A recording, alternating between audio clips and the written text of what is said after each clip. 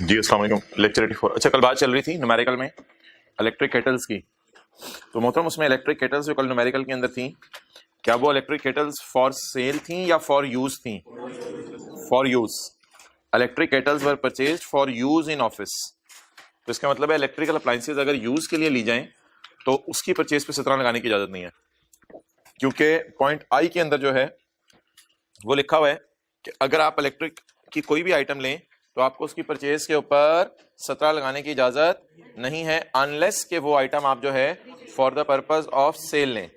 तो इधर तो इलेक्ट्रिक केटल्स बेचने के लिए नहीं ली थी हमने, क्योंकि लिखा हुआ है फॉर सेल अगर आप लें तो पेज 449 पे लिखा हुआ है, तो सेल के लिए तो नहीं है पॉइंट आई में। तो इसलिए इलेक्ट्रिकल अप्लायंस होने की वजह से डिडक्शन नॉट अलाउड हो जाएगी। और ये ली थी फैक्ट्री मैनेजर के लिए और वो जो सुपरवाइजर होते हैं फैक्ट्री में उनके लिए। ओके, सेक्शन 73 में थे हम, वापस आ जाए।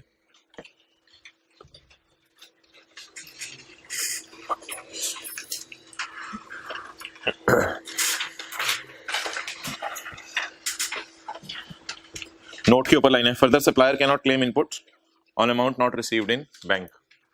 वही जो बात कल चल रही थी कि अगर सेलर और बायर ने ट्रांजैक्शन की है और कैश में की है तो फिर ऐसी सूरत के अंदर जो है वो इनको इनपुट नॉट अलाउड हो जाएगा। नोट। अच्छा, ये एक थोड़ी सी रिलैक्सेशन अवेलेबल है ऊपर वाले पॉइंट्स में।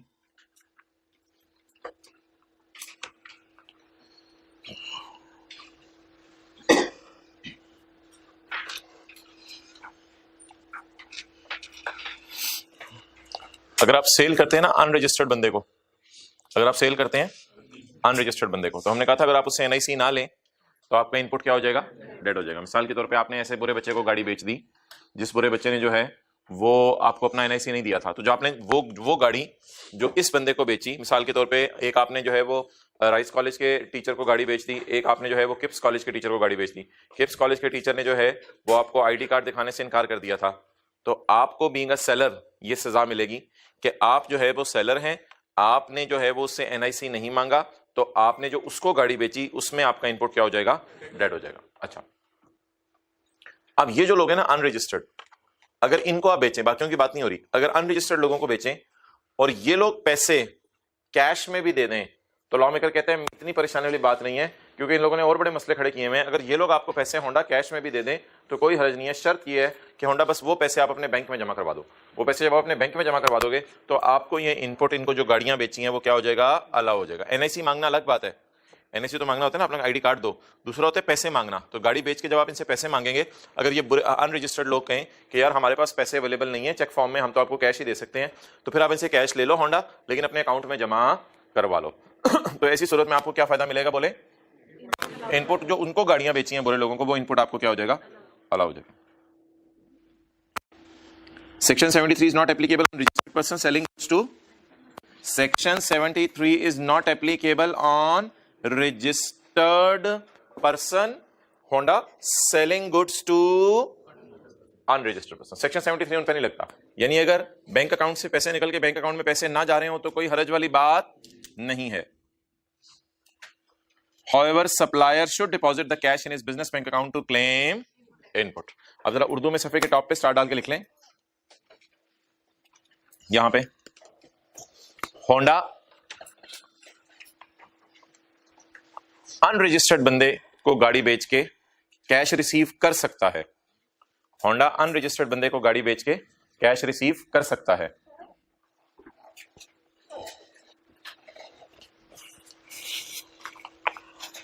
होंडा अनरजिस्टर्ड बंदे को गाड़ी बेच के कैश रिसीव कर सकता है, लेकिन ये कैश उसे अपने बिजनेस बैंक अकाउंट में जमा करवाना पड़ेगा, लेकिन ये कैश उसे अपने बिजनेस बैंक अकाउंट में जमा कराना पड़ेगा।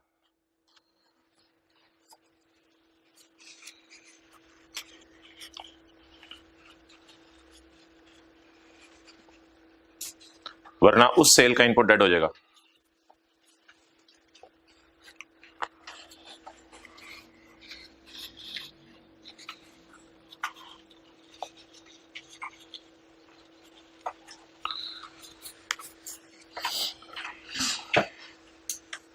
अच्छा यार, ये एक बहुत बड़ी रिलैक्सेशन है। देखें, हमने कहा था अनरजिस्टर्ड बंदे से अगर आप एनआईसी नहीं मांगते तो आपका इनपुट डेड हो जाएगा। फिर हमने पढ़ा था अनरजिस्टर्ड बंदे को 1 महीने में 1 करोड़ से ऊपर की अगर आप सेल कर दें, चाहे एनआईसी मांग भी लें, तो आपका इनपुट जो है वो डेड हो जाएगा।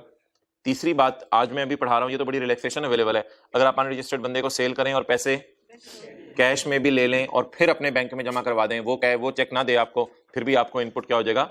ये तो रिलैक्सेशन आज पढ़े हैं। तो पॉइंट 1 इज रिलैक्सेशन। अच्छा, हाँ वो तो जाहिर सी बात है। अच्छा जी, होंडा की बुक्स में डेटर आ रहा है डॉलेंस, और डॉलेंस की बुक्स के अंदर भी कोई ऐसी ही ट्रांजैक्शन है। मिसाल के तौर पे डॉलेंस की बुक्स के अंदर जो है वो कोई एक ऐसी ट्रांजैक्शन हुई है जिसे आप कॉन्ट्रा एंट्री कहते हैं। Same party receivable and same party payable. एक ही पार्टी से पैसे रिसीवेबल भी हैं और उसी पार्टी को पैसे पेएबल भी हैं। Same party receivable and payable, यानी एक ही बंदे से आपने पैसे लेने भी हैं और एक ही बंदे को आपने पैसे देने भी हैं। तो ऐसी सूरत के अंदर क्या पेमेंट जरूरी है या फिर पैसे लेने देने को नेट कर लें? नेट कर लें लेने देने को। मिसाल के तौर पे आपने दोस्त को पैसे लेने भी हैं, दोस्त को पैसे देने भी हैं, तो आप आपस में क्या कहते हैं? नेट कर लें। कॉलेज वालों को कोई आपने पुरानी फीस देनी भी है और कॉलेज वालों ने कुछ आपसे पैसे इसी तरह सेट भी करने हैं, तो वो आपस में क्या कर लें? नेट सेटल कर लें। तो सेम पार्टी से रिसीवेबल भी है और सेम पार्टी को पेएबल भी है। Can be offset if sales tax has been charge and paid by both parties. और आपस में लोग चीजें बेचते रहते हैं एक दूसरे को, तो अगर सेल्स टैक्स हुकूमत तक पहुंच चुका है तो इसमें कोई हरज वाली बात नहीं है। And registered person has obtained approval of commissioner before adjustment. तो आपस के रिसीवेबल और आपस के पेएबल ये आपस में कैंसिल हो सकते हैं, इसमें कोई हरज वाली बात नहीं है। तो ऐसी सूरत के अंदर क्या होगा? आपको कोई सजा नहीं मिलेगी कि आपने पेमेंट क्यों नहीं की। इस पे आपको कोई सजा नहीं मिलेगी आपने पेमेंट क्यों नहीं की। अच्छा, अगला पॉइंट जी बड़ा इंपॉर्टेंट है, पॉइंट नंबर 2। अच्छा, इसके लिए 2 शर्त बता दें ये आपस के रिसीवेबल पेएबल सेट करने के लिए। आपस के रिसीवेबल पेएबल सेट ऑफ करने के लिए 2 शर्त बता दें। नंबर 1, सेल्स टैक्स जो बनता है उस सेल के ऊपर, यानी 1 लाख का एसी अगर 1,17,000 का बेचा है तो 17,000 हुकूमत के खजाने में पहुंच चुके हों, पहली ये शर्त है। और दूसरी शर्त ये है registered person has obtained approval of commissioner before adjustment. तो ये 2 शर्त लिख लें, sales tax has been charge and registered person has obtained approval of commissioner. और अप्रूवल ऑफ कमिश्नर आपने ले लिया कि मोहतरम हम ये ट्रांजैक्शन जो है वो करने लगे हैं।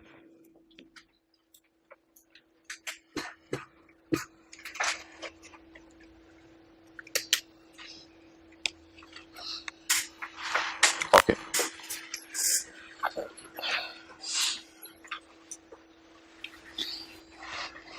मिसाल के तौर पे होंडा कहती है मैंने तुम्हें गाड़ी के पार्ट्स बेचे थे, मैंने तुम्हारे से 1 लाख लेना है। डॉलेंस कहता है हाँ मैंने तुम्हें 1 लाख देना है। डॉलेंस ये कह रहा है, क्लियर? फिर उसके बाद डॉलेंस कहता है मैंने तुम्हें एसी बेचा, मैंने तुमसे 1 लाख ये वाले लेने हैं। और होंडा कहती है हाँ मैंने एसी तुमसे खरीदा हुआ है, मैंने तुम्हें ये वाले 1 लाख देने हैं। इसको क्या कहते हैं? बोले सेम पार्टी रिसीवेबल पेएबल। समझ आया? Same party receivable payable. दोबारा बोले, होंडा ने क्या कहा? मैंने तुम्हें गाड़ी के टायर कुछ बेचे हैं तो मैंने तुमसे पैसे। डॉलेंस कहेगा हाँ मैंने देने हैं। अच्छा, आगे चलें। डॉलेंस कहेगा यार मैंने तुम्हें एसी बेचा है, मैंने तुमसे पैसे लेने हैं। और होंडा कहेगी हाँ ये वाले पैसे मैंने। आप बता दें एक ही बंदे से लेने भी हैं लाख, एक ही बंदे को देने भी हैं लाख। तो ये पेमेंट्स करने की जरूरत है, इनको आपस में नेट सेटल कर सकते हैं। लेकिन अगर नेट सेटल कर भी लें, लॉ मेकर कहता है कोई हरज नहीं, बस 2 शराइत पूरी कर दो, क्योंकि ऐसी सूरत में तो बैंक से पैसे किसी के जाने ही नहीं। लेकिन फिर भी इनपुट्स वगैरह सबके अलाउ हो जाएंगे अगर 2 शर्तें पूरी हो जाए। नंबर 1, इस पे जो 17,000 रुपए बनते हैं वो हुकूमत के खजाने में जा चुके हों। और नंबर 2, कमिश्नर अप्रूवल कमिश्नर से मिल चुकी है। समझ आ गई? Same party receivable payable. बस लिखने की जरूरत नहीं है, 2 शराइत याद कर लें, समझ आ गया अगर concept. Same party receivable payable. अच्छा, अगला जी पॉइंट बड़ा इंपॉर्टेंट है, इसकी वजह से 1-2 न्यूमेरिकल्स मैं आपको होमवर्क में नहीं दे पा रहा था। तो point 2 is very important. Creditor को ना आपने 180 दिनों में पैसे देने हैं। अगर क्रेडिटर को आपने 180 दिनों में पैसे ना दिए ना तो 180th डे आपको सजा मिल जाएगी, 180th डे आपको सजा मिल जाएगी कि आपने क्रेडिटर को पैसे क्यों नहीं दिए। अच्छा, I purchased goods, Honda purchased tires, Honda purchased tires on 6 मार्च 2019। ठीक है जी, होंडा ने 6 मार्च 2019 को टायर परचेज किए। अब आपको पता था कि अगर ट्रांजैक्शन क्रेडिट पे भी करें तो इनपुट अलाउ हो जाता है, उधार के ऊपर टायर खरीदें तो इनपुट अलाउ हो जाएगा। तो होंडा ने इनपुट में डाल दिया मिसाल के तौर पे 17,000, किस महीने में? मार्च के महीने में। अब 180वां दिन किस महीने में पूरा होगा? 180वां दिन में गिन लेता हूं किस महीने में पूरा होगा। 180वां दिन जो है वो पूरा होगा मार्च, 6 मार्च को इसमें ना गिने। अब गिने जरा उंगलियों के ऊपर, 7, 8, 9, 10, 11, 12। पहला महीना उंगलियों पे गिनना होता है, आखिरी महीना कैलकुलेटर पे, पहला उंगलियों पे आखिरी कैलकुलेटर पे, ऐसी कैलकुलेशंस में 6, 7, 8, 9, 10, 11, 12, 13, 14, 15, 16, 6 नहीं गिनना, 7 बाद में इग्नोर कर देना। 7, 8, 9, 10, 11, 12, 13, 14, 15, 16, 17, 18, 19, 20, 21, 22, 23, 24, 25, 26, 27, 28, 29, 30, 31। कितने दिन बन गए? बोले बोले बोले बोले 25 दिन बन गए ना। मार्च में 25, अप्रैल में 30, कहीं 180 पे पहुंच तो नहीं जाएंगे हम? नहीं, अभी कहाँ 180 पे पहुंचेंगे, अभी इधर चलने दें आराम से। मई में कहीं 180 पे तो नहीं पहुंच जाएंगे? नहीं, अभी तो तकरीबन को 90 दिन भी नहीं हुए होंगे शायद। जून में, जुलाई में 31, अगस्त में 31। देखें कहीं पहुंचते नहीं गए 180 पे, 180 पे पहुंचते नहीं गए। क्या डेट आई है? 178। अच्छा, अब आप ऐसा करेंगे 180 यहां लिखेंगे और 180 में से ऊपर वाली सारी फिगर्स माइनस कर देंगे। कैलकुलेटर पे आखिरी महीना निकालने की जरूरत है, कैलकुलेटर पे निकला करेगा आखिरी महीना जी। कितना? 2 सितंबर तक आपने क्रेडिटर को पेमेंट करनी है। अगर आपने 2 सितंबर तक जनरल टायर को पैसे ना दिए, ये ऐसी एडजस्टमेंट है जो एग्जैक्ट 180th डे पे आपको सजा मिल जाएगी। तो आप किस दिन मुजरिम साबित हो गए? 2 सितंबर को। 2 सितंबर को आप मुजरिम साबित हो गए। कौन? होंडा टायर्स का, सॉरी होंडा कार्स का ओनर मुजरिम साबित हो गया। क्यों मुजरिम साबित हो गया? इसने अपने क्रेडिटर्स को पेमेंट, इस तरह की बात हमने इनकम टैक्स में भी पढ़ी थी। अगर आप अपने क्रेडिटर को 3 साल तक पेमेंट ना करें तो चौथे साल आपको सजा मिलती है कि इनकम में ऐड हो जाए। उधर 3 साल थे, इधर 180 दिन है। अगर आप अपने क्रेडिटर को 180 दिन पैसे ना दें तो फिर आपको 180th डे ये सजा मिल जाती है कि आपका जो इनपुट अलाउ हुआ डिसअलाउ हो जाता है। इनपुट अलाउ हुआ था मार्च में, अब आएगा अप्रैल, मई, जून, जुलाई, अगस्त, सितंबर। जब सितंबर आएगा तो सितंबर में आपको सजा क्या मिलेगी? इनपुट आपका 17,000 रुपए का डिसअलाउ हो जाएगा। डिसअलाउ का क्या मतलब है? सितंबर के महीने में इधर तो आपने वर्किंग 1 में शो किया होगा, इधर वर्किंग 1 के अंदर आप इस इनपुट को माइनस कर रहे होंगे, यानी इनपुट अपना कम कर रहे होंगे। इनपुट बढ़ा कब दिया था? जब चीजें उधार पे खरीदी थी। सजा के तौर पे इनपुट कम कब? एक बार याद रखिएगा, इनपुट बढ़ता है ना तो टैक्स कम होता है। इनपुट बढ़ता है तो टैक्स कम हो जाता है ना। तो इनपुट अब कम करेंगे, माइनस कर देंगे तो टैक्स ऑटोमेटिकली बढ़ जाएगा। तो बस बताएं सजा मिलनी कब है? 180th day. 180th day. यार एक बात हमने और पढ़ी थी, उसको इससे मिक्स नहीं करना कि मैंने मार्च के महीने में मार्च की परचेज का बिल रिकॉर्ड करना भूल गया हूं। पेमेंट कर दी हुई है, पेमेंट की टेंशन नहीं है। मार्च के महीने में मार्च का बिल रिकॉर्ड करना भूल गया, अप्रैल में कर लें, मई में कर लें, जून में कर लें, जब भी याद आए कर लें। ये बात याद है? वो किसी भी 6 महीने में परचेज रिकॉर्ड की जा सकती है। भूली हुई परचेज किसी भी 6 महीने में रिकॉर्ड की जा सकती है। ये भूली हुई परचेज नहीं है, ये जानबूझ के रोकी हुई पेमेंट है। अगर जानबूझ के रोकी हुई पेमेंट है तो 6 महीने तक आप पेमेंट रोक सकते हैं, वरना 6 महीने भी नहीं, 180 डेज, 6 महीने तो 183 बन जाते हैं। 180 डेज तक आप पेमेंट रोक सकते हैं। अगर 180th डे भी आपने पेमेंट नहीं की तो आपको क्या मिल जाएगी? सजा मिल जाएगी। बताइए ये सजा किस महीने मिला करेगी? एग्जैक्ट 6th मंथ में मिला करेगी, जब 180 डेज पूरे होंगे। जब एग्जैक्ट 180 डेज पूरे होंगे एकदम सजा मिलेगी। चलिए जल्दी, do not take more than 1 second. हाँ जी, नहीं, पार्टीज ने आपस में डिसाइड किया साल बाद पेमेंट नसो भागो, सजा फिर भी मिलेगी। सजा तो सजा है।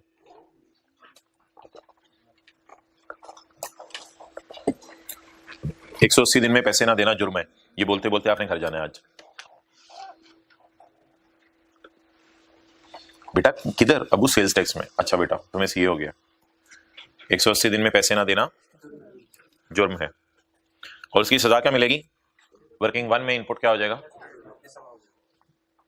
अच्छा, अगस्त में सजा मिलेगी वैसे, सितंबर में क्योंकि 180 दिन पूरे होने वाले हैं। अगस्त में सजा मिलेगी कोई? अगस्त में क्यों सजा मिलनी है? सजा कब मिलेगी? जब 180वां दिन आएगा हो सकता है 179th डे पेमेंट कर दे। अच्छा अप्रैल में ही सजा ना दे दें, हो सकता है वो पैसे ना, नहीं लेकिन देखें ना अप्रैल में सजा मिलनी है, ना मई में, ना जून में, ना जुलाई में, ना अगस्त में, सितंबर में सजा मिलनी है। जितनी कर दी वो हो जाएगी।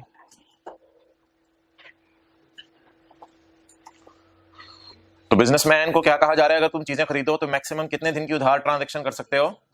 180 दिन। 2 सितंबर के दिन इनपुट आपका डिसअलाउ हो जाएगा। डिसअलाउ कैसे करेंगे? इनपुट वैसे रिकॉर्ड कहां करते हैं, किसी को बताओ? इनपुट कहां रिकॉर्ड करते हैं? वर्किंग वन में आता है ना इनपुट, तो फिर इनपुट रिवर्स कहां होगा? वर्किंग वन में। ओके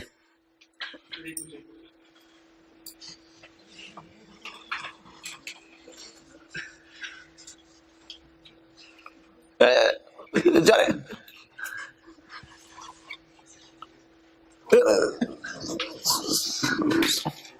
तो बता दो, देखा लिया। ओके पढ़े जी। The payment for credit transaction should be made within of issuance of tax invoice. Bill के 180 दिन, बिल पे जो डेट डली हो ना उसके बाद 180 दिन। If transaction, if condition is not fulfilled, condition is not fulfilled का क्या मतलब है? If payment is not made with in 180 days, if payment is not made within 180 days, buyer will not be entitled to minus input. तो buyer input minus नहीं कर सकेगा। Done. Okay अच्छा जी 8B में आ जाएं।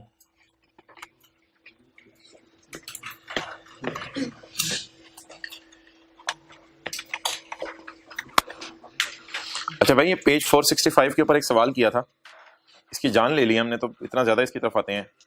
किया था किस पेज पे सवाल किया था? पेज 465 के ऊपर सवाल किया था। ये इसका सॉल्यूशन है जी। अच्छा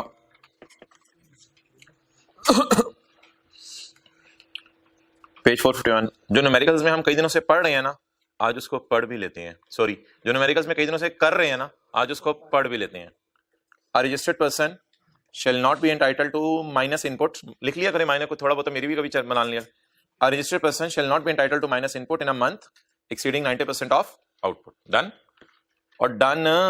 A registered person shall not be entitled to minus input exceeding 90% of, ये मैंने कौन सा पेज साथ खोला हुआ है? पेज 465। जो जरूरत बात आपको दिखाता जा रहा हूं, तो याद करें ज़बानी तरह फिक्रा। A registered person shall not be entitled to minus input exceeding 90% of output।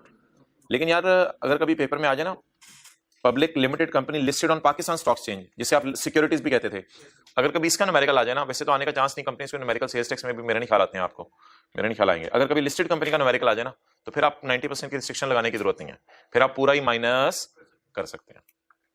Okay अच्छा भाईजान जी बिल्कुल। अच्छा ये महीना कौन सा है?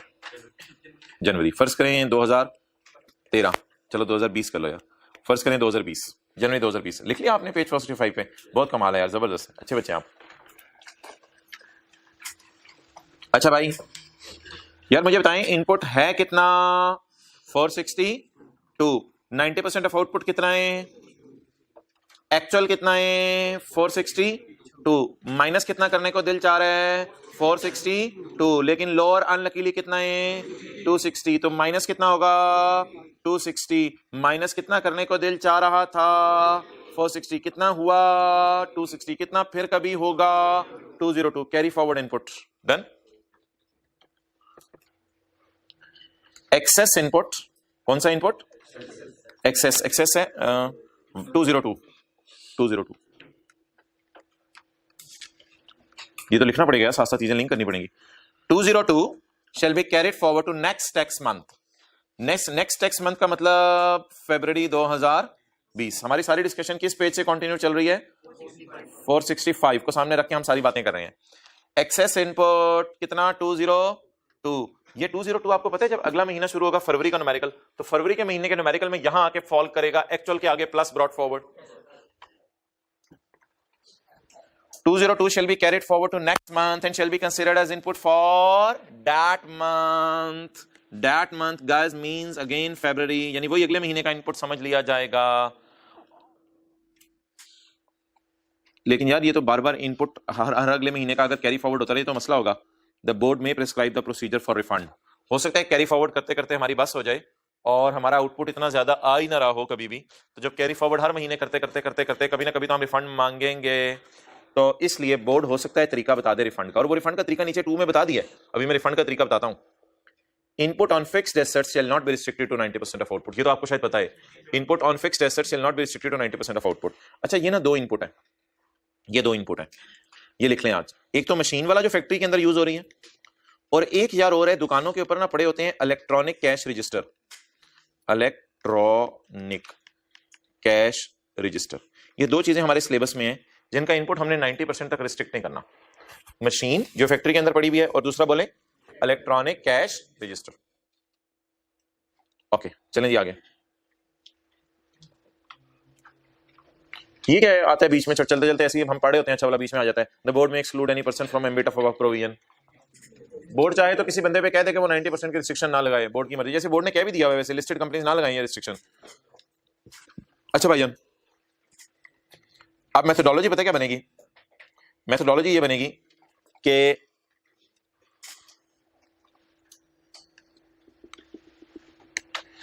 ये है साल,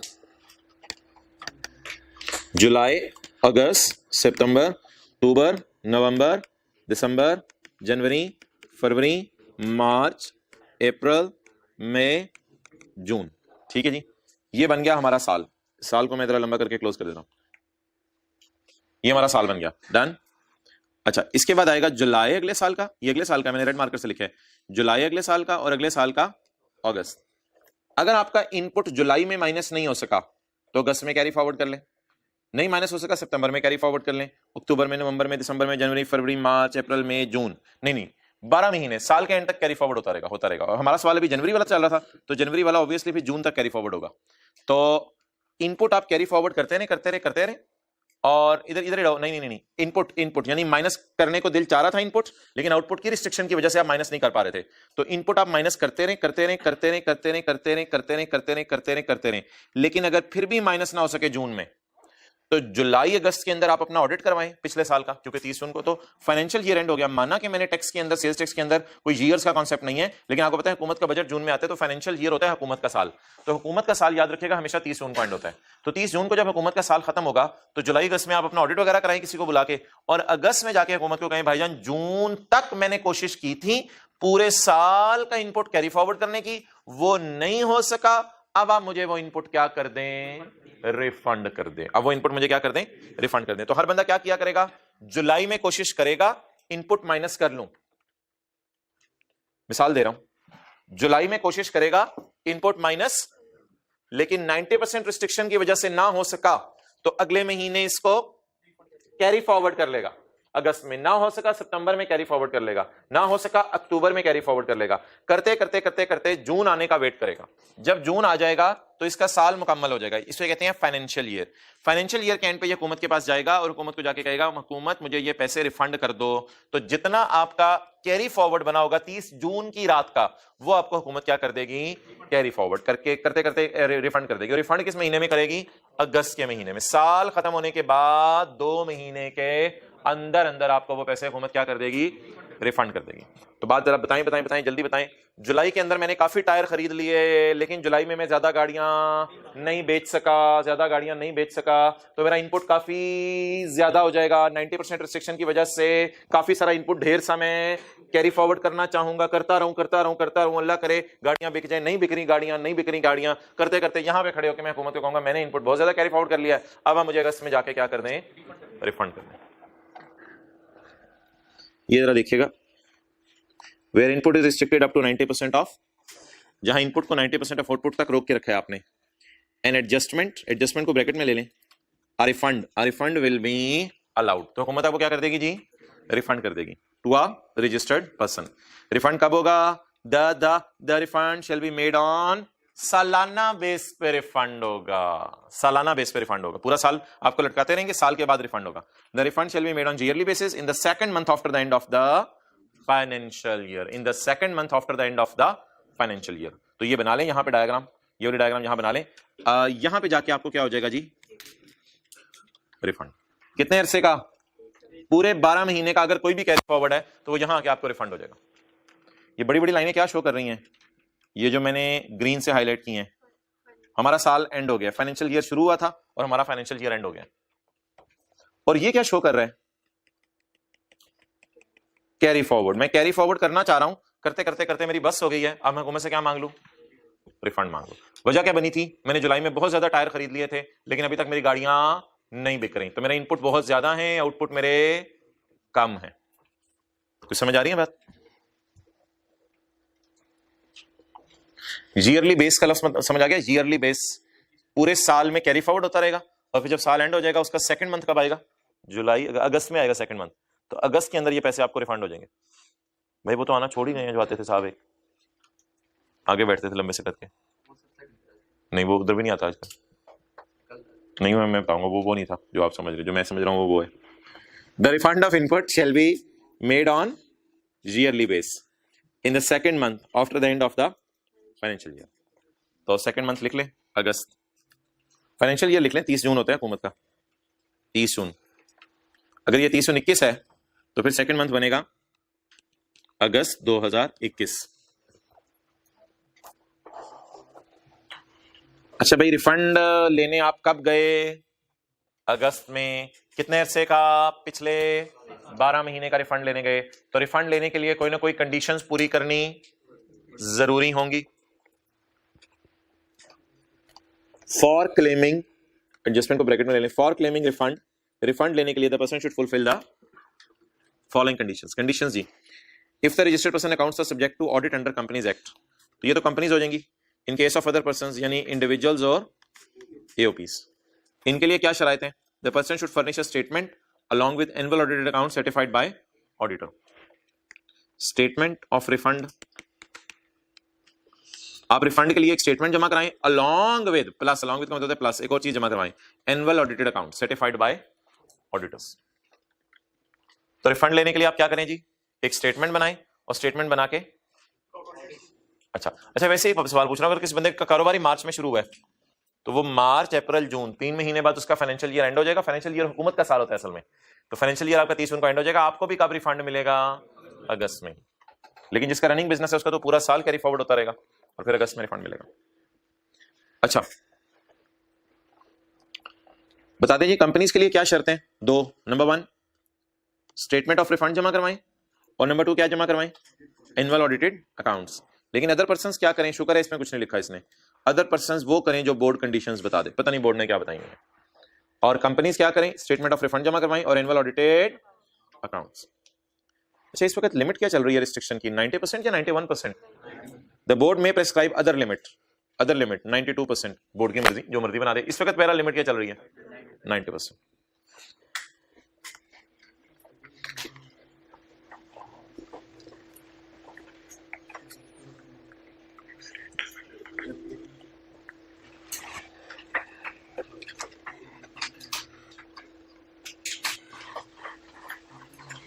अच्छा यार ये 4A ऐसे ही है अजीब सा, ये कोई जनरल रूल नहीं है, न्यूमेरिकली भी कोई नहीं है आपके लिए। इलेक्ट्रिक व्हीकल्स, इलेक्ट्रिक व्हीकल्स, अगर कोई बंदा इलेक्ट्रिक व्हीकल्स बनाता है तो वो ये कहता है कि मेरा जो इनपुट है वो है 50 रुपये और मेरा आउटपुट है 30 रुपये। तो इसके लिए 90% वाला रूल नहीं है। इसका न्यूमेरिकल कैसे सॉल्व होगा? फर्ज कर लें ये क्वेश्चन है, इसका न्यूमेरिकल कैसे सॉल्व होगा? ये सॉल्यूशन है। इसका न्यूमेरिकल सॉल्व होगा, जितना आउटपुट है उतना ही इनपुट माइनस करने दिया जाएगा, यानी 90% नहीं 100%। जितना आउटपुट है, असल में इनपुट है कितना? 50, लेकिन काट के कितना माइनस करने दिया जाएगा? जितना आउटपुट है। पेबल टू गवर्नमेंट कितना आ गया? 0। असल में यार छोड़े पर इसके पीछे लॉजिक्स कुछ होती हैं। असल में ये जो इलेक्ट्रिक व्हीकल्स पाकिस्तान में अगर बननी शुरू हो तो इलेक्ट्रिक व्हीकल्स वालों के लिए डर है कि वो लोग बड़ी महंगे महंगे इंजन बाहर से इंपोर्ट करेंगे। तो इनको ये कहा जा रहा है कि महंगे इंजन इंपोर्ट ना करें, पाकिस्तान में ही बनाएं। तो महंगे इंजन इंपोर्ट करके इनके इनपुट भी काफी हैवी हो जाएंगे, तो इसलिए हुकूमत को काफी रिफंड करने पड़ेंगे। तो इसलिए हुकूमत कह रही है कि महंगी महंगी चीजें बाहर के मुल्क से मंगवानी है तो तुम इलेक्ट्रिक व्हीकल्स ना ही बनाओ तो बेहतर है। तो बहरहाल इलेक्ट्रिक व्हीकल्स अगर कोई बना रहा है और उसके इनपुट बहुत ज्यादा आ रहे हैं तो उसको वो रिफंड नहीं मिलेंगे। तो ये क्वेश्चन है, ये इसका सोल्यूशन है। जल्दी तो मैक्सिमम कितना इनपुट माइनस कर सकते हैं आप? इसको साल के एंड पे भी लिफ्ट नहीं करानी कि रिफंड कर लो, इसको नहीं साल के एंड पे लिफ्ट करानी कि कैरी फॉरवर्ड कर लो और कैरी फॉरवर्ड करके रिफंड कर लो, ऐसी बात नहीं है। ये जो डेड कितना हो गया? डेड 20 को इसको डेड कर दे, ताकि ये महंगी महंगी चीजें बाहर के मुल्कों से मंगवा के गाड़ी ना बनाए।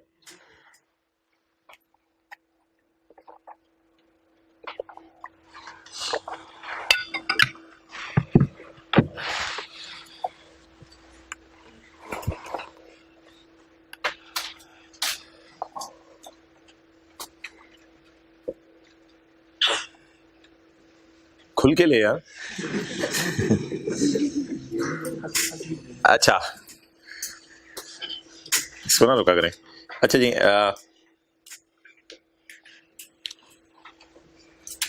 Input tax allowed for locally manufactured electric shall be limited up to करते हैं ना आसान English, shall be limited up to output। ये shall be up to output भी काफी है, shall be up to output। input allowed shall be up to output। no refund or carry forward of excess input shall be allowed।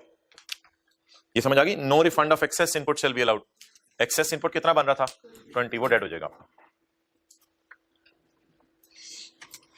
अच्छा भाई, auditor ने एक statement जमा करवानी है ऊपर। क्या स्टेटमेंट जमा करवानी है? कि इस बंदे का इतना रिफंड बन रहा है, पता है? तो ये जो स्टेटमेंट जमा करवानी है ऑडिटर में, और एनुअल ऑडिटेड अकाउंट्स जमा करवाने हैं, क्या ऑडिटर इसमें 2 नंबरी कर सकते हैं? ऑडिटर इंसान है। कल वो पता नहीं गूगल पे खबर चली थी, केपीएमजी ने किसी मुल्क के अंदर 2 नंबर कोई सफे बनाए हैं, तो ये हो गया वो हो गया, पता नहीं क्या हुआ, केपीएमजी वाले पकड़े गए हैं। तो ऑडिटर गड़बड़ कर सकते हैं? ऑडिटर इंसान है, ठीक है, उसके साथ भी शैतान लगा हुआ है। 1 है 2 है? अच्छा, 0.5। एन ऑडिटर फाउंड गिल्टी, तो फिर अस्पताल जाए। गिल्टी निकला है तो कहां जाना चाहिए? ये कौन सा गिल्टी है? शर्मिंदगी वाला गिल्टी है। बहरहाल ये उस गिल्टी से बड़ी गिल्टी है जो निकलती है, क्योंकि ये अंदर से खाती है बंदे को। An auditor found guilty of misconduct in furnishing the above. ऊपर वाला सर्टिफिकेट अगर जमा करवाने में ऑडिटर मसला करे, सर्टिफिकेट स्टेटमेंट जमा करवाने में ऑडिटर मसला करे, shall be refer to the doctors. इसको डॉक्टर्स के पास भेज दो। कौंसल आईकैप की भाई, for disciplinary action under the chartered accountant ordinance. तो आईकैप को कहते हैं भाईजान ये पकड़ो, ये क्या चीज तुमने लॉन्च की है, ये तो सही नहीं। आईकैप ने कहा मैंने क्यूएम में 2 चक्कर लगवाए थे, इसके फिर भी इसे फर्क नहीं पड़ा। अच्छा जी, 0.6। तो किसी पुलिस के हवाले करना है इसे या आईकैप के हवाले करना है? वही बदनामी काफी हो जाएगी इसके लिए, अंदर ही अंदर से इसको खा जाएगी ये बदनामी, और जीते जीते मर जाएगा। अच्छा जी, इन केस ऑफ कौन से रिटेलर? टायर 1 रिटेलर, बड़े रिटेलर, बिल्कुल एक्सीलेंट, सही कहा आपने। इन केस ऑफ बड़े रिटेलर, वैसे रिटेलर टूलर के न्यूमेरिकल तो हमारे सिलेबस में नहीं है। टायर 1 टायर पता नहीं कौन से रिटेलर होते हैं, ये कोई थ्योरी क्या तक एक बात याद करें। In case a tier 1 retailer, अगर कोई टायर 1 रिटेलर है, does not integrate his retail outlet in manner as prescribe, काट दें। In case a tier 1 retailer does not integrate his retail outlet with FBR, इस तरह कर लें। अगर टायर 1 रिटेलर अपना रिटेल आउटलेट एफबीआर के साथ इंटीग्रेट नहीं करता, वैसे एफबीआर के साथ इंटीग्रेट क्या मतलब है? रिटेल आउटलेट एफबीआर के साथ इंटीग्रेट करना, यानी आप जो भी डेटा एंट्री कर रहे हैं, सेल वगैरह रिकॉर्ड कर रहे हैं, वो साथ साथ ऑनलाइन किसके पास जा रही हो? एफबीआर। इसको पॉइंट ऑफ सेल मशीन भी हमने कोई नाम दिया था, और इलेक्ट्रॉनिक मशीनरी भी नाम दिया था। In case tyre 1 retailer does not integrate his retail outlet with FBR. अब बता दें सजा मिलेगी या कोई शाबाश मिलने लगी? आगे सजा मिलने लगी है। ड्यूरिंग अ टैक्स मंथ, किसी भी टैक्स मंथ, इसको काट दें। During a tax month, the input tax, ये एडजस्टेबल क्लास काट दें यार, कितना याद करेंगे। Input tax for that tax for whole of that tax month shall be reduced by 60%। Input tax कितने से रिड्यूस कर दिया जाएगा? उसका 60% से रिड्यूस कर दिया जाएगा। क्या मतलब? और यार आउटपुट है इसका 300 रुपए, इनपुट है इसका 100 रुपए, तो कितने परसेंट से रिड्यूस कर दिया जाएगा? 60% से। तो 60 से अगर रिड्यूस किया जाएगा, तो 60 से रिड्यूस किया जाएगा तो रह कितना जाएगा? 40। इस तरह का न्यूमेरिकल बनेगा कुछ। तो 300 माइनस 40 कितना टैक्स देगा हुकूमत को? 260। डन। तो ये समझ आया मैंने 100 से 40 क्यों किया? 60% कम कर दिया जाएगा। तो फिर 60% अगर कम कर दिया तो फिर रह बेचारे का कितना गया? 40। तो इनपुट इसका था 100, लेकिन बेचारे को 40 माइनस करने दिया जाएगा। वो चीख रहा होगा मेरा इनपुट 100 है, मैंने गाड़ी में 4 टायर लगाए, कहा जाएगा तू कूड़ मार रहा है, तूने 1 टायर लगाया गाड़ी में। लेकिन ये बात मैन्युफैक्चरर के लिए नहीं है, ये बात सिर्फ रिटेलर के लिए।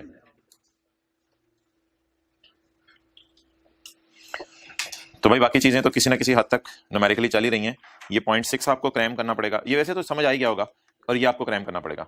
तो इलेक्ट्रिक व्हीकल वाले के लिए क्या रूल है? इंग्लिश में याद कर लें भी, input shall be allowed up to output, input shall be allowed up to output. और टायर 1 रिटेलर के लिए, if it does not integrate with FBR, input shall be reduced by 60%, input को 60% रिड्यूस कर दिया जाएगा।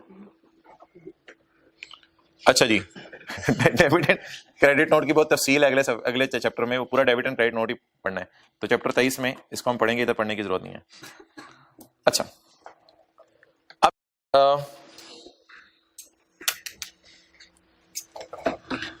भाईजान ये जो है ना, ये तीन चीजें हैं, ये पेएबल है, ये रिफंडेबल है और ये कैरी फॉरवर्ड है। और भाईजान ये पता है कौन कौन से पेएबल हैं? ये पेएबल टू गवर्नमेंट वो है वो जो 3% सब सारा डाल के न्यूमेरिकल में डबल अंडरलाइन लगाते हैं, ये पेएबल टू गवर्नमेंट है। और ये न्यूमेरिकल के चिन्ह पे दो लाइनें आती हैं, एक रिफंडेबल ऑन जीरो रेट, ये वाला रिफंडेबल ऑन जीरो रेट, और एक कौन सा है? Carry forward. अभी तक हमने आज 202 के बारे में पढ़ा है। अच्छा 53 के बारे में हमने शुरू वाली क्लासों में ही पढ़ लिया हुआ था। ये कौन सा महीना है? जनवरी 2020। तो ये आपने ना 53, ये मैं कभी पढ़ा नहीं रहा, ये आपने शुरू में ही पढ़ा हुआ है। ये आपने 15 फरवरी 2020 तक हुकूमत के खजाने में जमा कराना होता है, ठीक है। ये वाला आप कैरी फॉरवर्ड करते रहते हैं, कैरी फॉरवर्ड करते रहते हैं, कैरी फॉरवर्ड करते रहते हैं, हत्ता के करते करते जून आ जाता है और फिर जाके आपको अगस्त में रिफंड मिल जाता है। पढ़ लिया है ये आज। और आखिरी बात, ये क्या करें 136 का क्या करें मोहतरम? ये आपको एक्सपोर्ट पे मुरलीधरन वाली गाड़ी पे रिफंड मिलना है।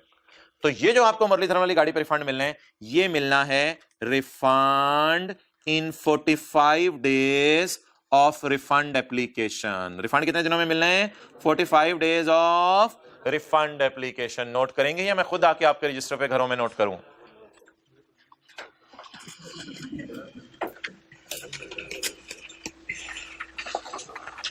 वैसे आम हालात में टैक्स कब तक जमा कराना होता है?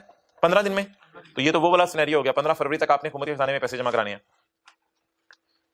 ये रिफंड आपको कब मिलेगा? मुरलीधरन वाली गाड़ी के जो टायर हैं, ये 15 दिनों में नहीं मिलेगा, ये हुकूमत ने देना है। ये हुकूमत कितने दिनों में रिफंड देगी हमें? 45 दिन। 45 दिन कब से गिनने शुरू करेंगे? Refund in 45 days of refund application. Refund in 45 days of refund application. और ये जो 202 हमने सुबह सुबह पढ़ा है, कैरी फॉरवर्ड करते रहे डैश डैश डैश डैश, हत्ता के क्या आ जाए? हत्ता के जून आ जाए। फिर जुलाई अगस्त में ऑडिटर को बुलाएं, ऑडिट करें, सर्टिफिकेट लें उससे, और सर्टिफिकेट लेके अगस्त में हुकूमत से क्या मांग ले।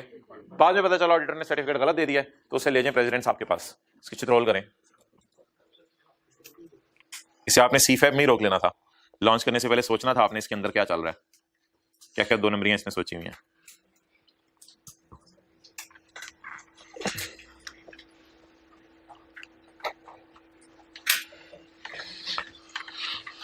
चलें जी। अच्छा ये ना, ये हमने पढ़ा था, ये भी हम पढ़ने लगे हैं सेक्शन 10, और ये हमने पढ़ा है सेक्शन 8B। इस सफे पे जगह रखें, सफे की जान ले लेनी है इंशाल्लाह हमने। सेक्शन 10 और section 8B। Okay, refund of input tax if input paid by a person on purchase exceed the output because of, अगर इनपुट आउटपुट से बढ़ जाए, रीजन क्या बने? Because of zero rate sale. तो एक्सपोर्ट सेल एक ही चीज होती है ना, तो जीरो रेट सेल या एक्सपोर्ट सेल। आपको पता है एक्सपोर्ट सेल वाले का न्यूमेरिकल कैसे सॉल्व होता है? आउटपुट 0, इनपुट 30, और ये 30 क्या हो जाता है? रिफंड। इस तरह सॉल्व होता है इसका न्यूमेरिकल, अगर आप लिखना चाहें तो। ये रिफंड कब मिलेगा? ये रिफंड कब मिलेगा? The excess input shall be refunded within 45 days of. इसका तो होता ही सारा बेचारे का एक्सेस है, क्योंकि आउटपुट तो इसका 0 ही होता है ना, तो सारा ही सारा 30 एक्सेस कहेंगे हम। The 30 shell be refunded within 45 days of filing of. अच्छा, रिफंड एप्लीकेशन ये कब जमा करवाना चाहेगा? जल्द से जल्द या डिले करके?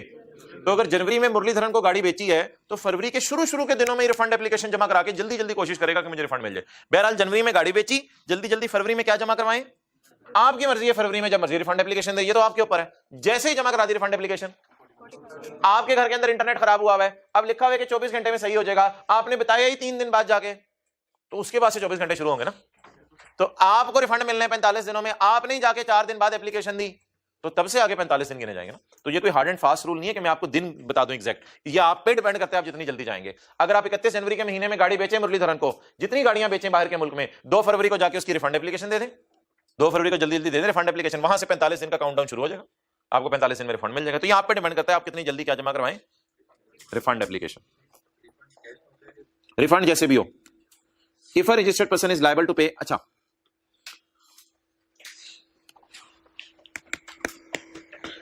आप रिफंड लेने गए जीरो रेट सेल का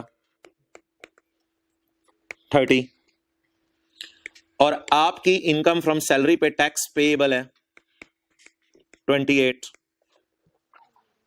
आपने अब क्या किया, सेल्स टैक्स का रिफंड मांग रहे हैं 30, और उधर से एफबीआर आपको पता है इनकम टैक्स भी देख रहे हैं, तो इनकम फ्रॉम सैलरी का इनकम टैक्स पेएबल है, ये तो इनकम टैक्स है।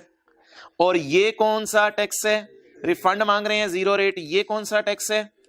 अब आप सेल्स टैक्स का रिफंड मांग रहे हैं और सैलरी पे टैक्स जमा नहीं करा रहे, हुकूमत क्या कहेगी, जल्दी जल्दी सोच के बताएं। एक्सेलेंट, आपको रिफंड सिर्फ मिलेगा ओनली 2 का, वाई नेट ऑफ हो जाएगा ना। उधर से आप कह रहे हैं मैंने मुरलीधरन को गाड़ी बेची है, टायरों के पैसे रिफंड करो, और इधर से आप क्या कह रहे हैं, मैंने अपनी सैलरी पे टैक्स जमा।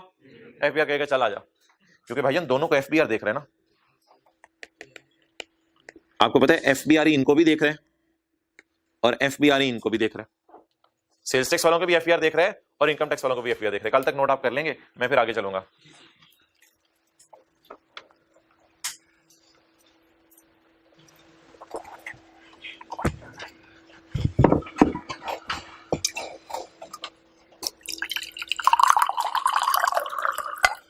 क्या आवाज आ रही है, अच्छा चलें जी।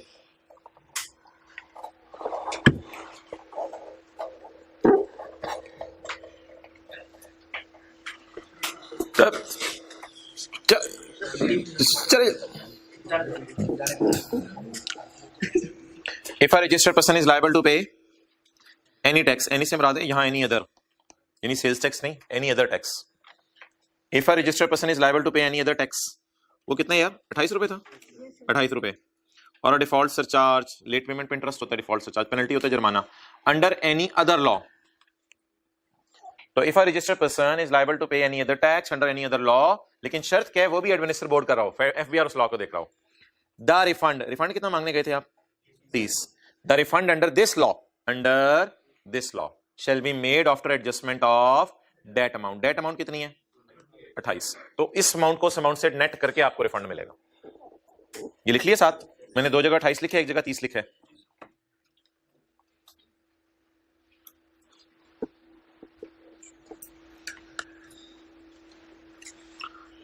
अच्छा भाई, ऐसे हो सकते कि एक बंदा जीरो रेट सेल का रिफंड ज्यादा मांग ले, 30 रुपए से मांगना 30 रुपए था, मांगी ज्यादा ले, 30 रुपए, 40 रुपए, 50 रुपए, 2 नंबरी करके 60 रुपए, 70 रुपए। ऐसा हो सकता है कोई बंदा रिफंड ज्यादा मांग ले 2 नंबरी करके, तो उसे क्या करें, छोड़ दें या पकड़ लें। Where a person has claimed input tax credit और refund which was not admissible, तो बताएं ज्यादा रिफंड मांग रहा है, कम मांग रहा है, ज्यादा मांग रहा है, नॉट एडमिसिबल। जुर्म क्या किया, बोलें जुर्म जुर्म जुर्म जुर्म जुर्म। Where a person has claimed input which was not allowed, जो इनपुट इसका बनता नहीं था वो मांग लिया, यानी 2 नंबरी झूठ बोल रहा है। मुरलीधरन की गाड़ी पे तो हमने 6 टायर लगाए, ऊपर भी लगाया था, हद हो गई है, पागल ना है तुमने। The case against him shall be completed with in, उसके खिलाफ केस शुरू किया जाएगा, लेकिन पाकिस्तान है 600 दिनों में केस खत्म किया जाएगा। नहीं नहीं नहीं, केस शुरू करके उसके खिलाफ 60 दिन में केस खत्म कर दें। लेकिन अगर कोई इंक्वायरी करनी पड़ गई या ऑडिट करना पड़ गया या इन्वेस्टिगेशन करनी पड़ गई तो 60 डेज में भी एक्सटेंडेड अप टू, तो फिर मजीद 60 डेज उसके खिलाफ केस चलेगा। ये कौन चलाएगा केस, कोई ऑफिसर चलाएगा। ऑफिसर का रैंक कम से कम क्या होगा, ये एडिशनल कमिश्नर, कमिश्नर का सबऑर्डिनेट होता है। कम से कम किस लेवल का बंदा केस चलाएगा। लेकिन अगर फिर भी मसला पड़ जाए तो बोर्ड कहेगा भाईजान ये मसला हल नहीं होता, तो फिर आप टोटल 9 मंथ्स ले सकते हैं इसके खिलाफ केस में, टोटल 9 मंथ्स टोटल। उसमें पहले वाले 120 दिन शामिल होंगे। कैसे पता चला, अप टू मैक्सिमम ऑफ, बस कर दो ना। अच्छा जी, अगर किसी बंदे ने जीरो रेट सेल का रिफंड मांगा, लेकिन वो मांगा नहीं, वो मांगा ज्यादा सा मांगा और गलत मांगा, तो ज्यादा मांगने पे क्या करेंगे, the case shall be completed with in. लेकिन अगर इंक्वायरी, ऑडिट या इन्वेस्टिगेशन करनी पड़े तो 60 डेज में be further extended with up to 120 days by officer not below the rank of additional commissioner. The board में फर्दर एक्सटेंड, लिख लें, बोर्ड में फर्दर एक्सटेंड हो सकते हैं, बोर्ड एक्सटेंड कर दे इस केस को up to maximum of 9 months, up to maximum of 9 months.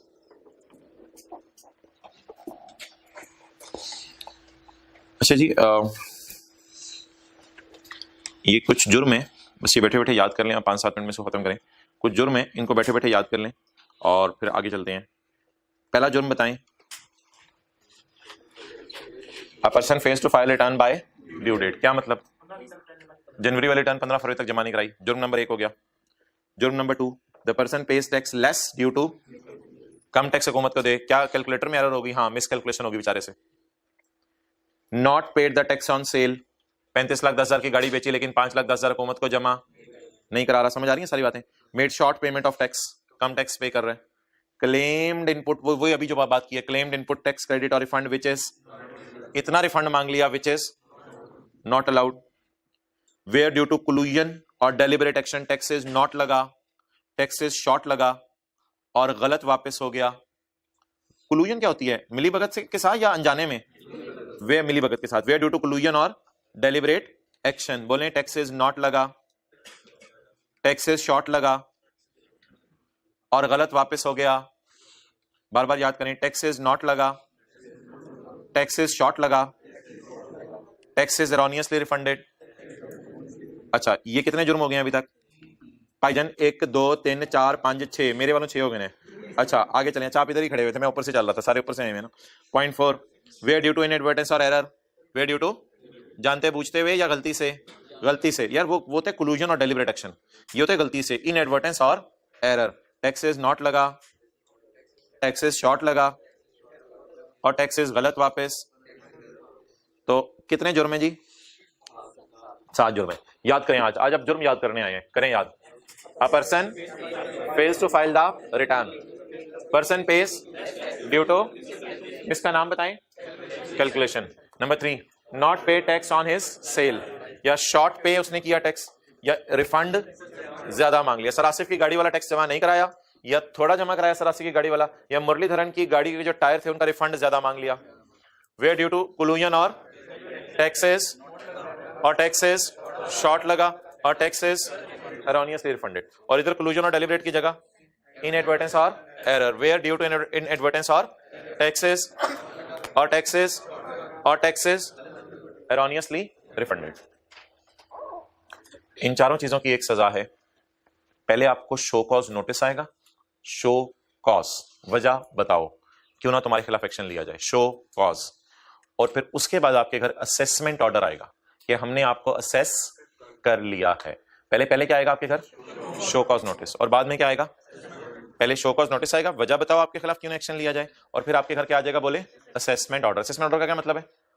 हमने आपको असेस कर लिया है, हमने आपको असेस कर लिया है। अच्छा जी, यार आप रिटर्न जमा करवा के आए और आपका क्या शुरू हुआ? ऑडिट के बाद आपको कहा जाएगा वजह बताओ क्यों ना आपके टैक्स लगाएं। अगर आप वजह ना बता पाए तो असेसमेंट ऑर्डर इशू होगा आपके घर। अच्छा जी, यार इसको ना ऑडिट को कहते हैं घूरना, इसे कहते हैं बार्किंग, और इसे कहते हैं बाइट। देखें कभी डीओजी से पाला पड़े, डॉगी से? यार खुदा के ऐसे आइंदा ना बोलना ऐसी बात प्लीज भाई जान। देखें कभी डीओजी से पाला पड़े तो डीओजी पहले प्लानिंग करता है, उसके बाद डीओजी आपके पास आके वो कहते हैं, आप उसे वो करता है शो कॉज, वजह बताओ तुम्हें क्यों ना काटूं, शो कॉज, वजह बताओ, वजह बताओ। अगर आप वजह ना बता पाए तो फिर काट लेगा। तो टैक्स वाले पहले क्या करते हैं? घुरी मारते हैं। घुरी का क्या नाम है? ऑडिट। उसके बाद कहते हैं वजह बताओ, वजह बताओ क्यों ना तुमसे टैक्स मांगे। अगर आप नहीं वजह बता पाते तो फिर आपको वो, यार बाइट के बाद टीके लगते हैं या बार्किंग के बाद? अब आज मैं जा रहा था, डॉगी ने भौंका, अबू मुझे टीके लगवाएं, अबू मुझे टीके लगवाएं। अबू दूर से ही उसके साथ आए मुझे लगता है। अबू मुझे 22 लगते थे पुराने जमाने में, 14 टीके लगते थे। भाईजान टीका याद रखिएगा, असेसमेंट ऑर्डर के बाद लगता है। टैक्स कब जमा कराना पड़ेगा आपको? दौराने ऑडिट, शो कॉज नोटिस के वक्त, या असेसमेंट ऑर्डर जब आपके घर आ गया? तो याद रखिएगा टीका हमेशा। तो टैक्स कब हुकूमत के खजाने में जमा कराना होगा? जब आपके घर क्या आ गया। तो बोले पहले क्या आता है आपके घर? वजह बताओ क्यों ना आपको काटें। अगर आप वजह ना बता पाए तो फिर आपको काट लिया जाएगा। ये नोट कर लिया आप लोगों ने, शर्माना नहीं है। और बहुत कुछ पता नहीं नोट कर लेते हैं आप लोग। तो ये क्या चीज है आपके लिए? क्लियर? आ जाए जी। तो ये बस सारी बातें एक ही लिखी हुई है, ऊपर और नीचे सैंडविच हुई है। ये दरमियान में कबाब मैंने आपको बता दिए हैं। An officer of inland revenue shell make an assessment order of tax. सबसे आखिरी वाली बात की है इसने, shell make an assessment order of tax. The order shall be passed after giving a order shall be passed after giving a order कौन सा मेरे भाई? Assessment order. तो ये लाइन वैसे से ऊपर लिखनी चाहिए थी, लेकिन पहले उसने क्या लिखा? एन ऑफिसर शैल काट। एन ऑफिसर शैल काट, काट का मतलब टैक्स मांगेगा ना। एन ऑफिसर शैल काट, जिसमें पेनल्टी भी लगाएगा और लेट पेमेंट पे इंटरेस्ट भी लगाएगा। द काटना शैल बी पास्ड आफ्टर भौंकना। सही है? काटने से पहले क्या किया जाएगा? बार्किंग की जाएगी। क्लियर? वो अंग्रेजी का मुहावरा साइड पे रख दें कि barking dog seldom bite. Bite कर लेते हैं कभी कभी बार्किंग वाले भी। अच्छा, तो ये बार्क भी कर रहा है, फिर बाद में बाइट भी कर रहा है। अगर if a person files the return after the due date, अगर आप ड्यू डेट के बाद खुद रिटर्न जमा करवा दें एंड पेज द टैक्स, तो फिर show cause notice and order of assessment shall be cancelled. फिर तो कैंसिल कर देना, बेचारे ने खुद ही आके माफी मांग ली है। पढ़े, if a person files return after the due date, और खुद ही बेचारा लेट पेमेंट पे इंटरेस्ट भी जमा करवा दे और खुद ही बेचारा जुर्माना भी जमा करवा दे, तो फिर उसकी जो बदनामी हुई है उसे खत्म करें। The show cause notice and order of assessment shall be cancelled. फिर वो डीओजी अपने बरादरी लेके आएगा और माफी मांगेगा। Shall be cancelled, shall be cancelled. फिर भाईजान ना इंदा आपको जो है वो बार करेंगे ना बाइट करेंगे, दिखाएं किधर क्या हुआ है, हम ही उसको कुछ करते हैं। अल्लाह से दुआ मांगते हैं हम सारे डीओजी। तो show cause notice and assessment order shall be cancelled, वही लिखा हुआ है। If a person has an officer of inland revenue shell make an, वही अंग्रेजी, शैल make an assessment order.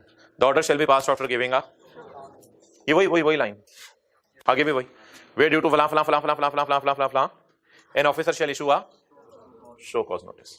Show cause notice के बाद पेमेंट ऑफ टैक्स करनी पड़ती है, वो मुझे पता है असेसमेंट ऑर्डर के साथ ही करनी होती है, लेकिन वैसे ही उसने जिक्र कर दिया। तो शो कॉज नोटिस के बाद आपको क्या पे करना पड़ेगा?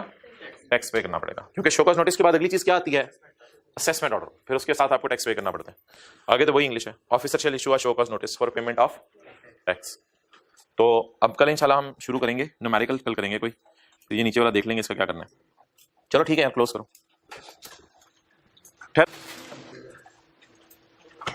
न्यूमेरिकल करेंगे कोई, आप छोटा सा कर लें, फिर छोटा सा कोई न्यूमेरिकल कर लें चैप्टर 25 पे जाके को 5-7 मिनट का, क्योंकि आपने थ्योरी भी आज याद करनी होगी। तो क्वेश्चन नंबर 8 लिया, मैं 8 कर लें। नहीं मैं नहीं बताऊंगा, 516 पेज जाएं। क्वेश्चन 8,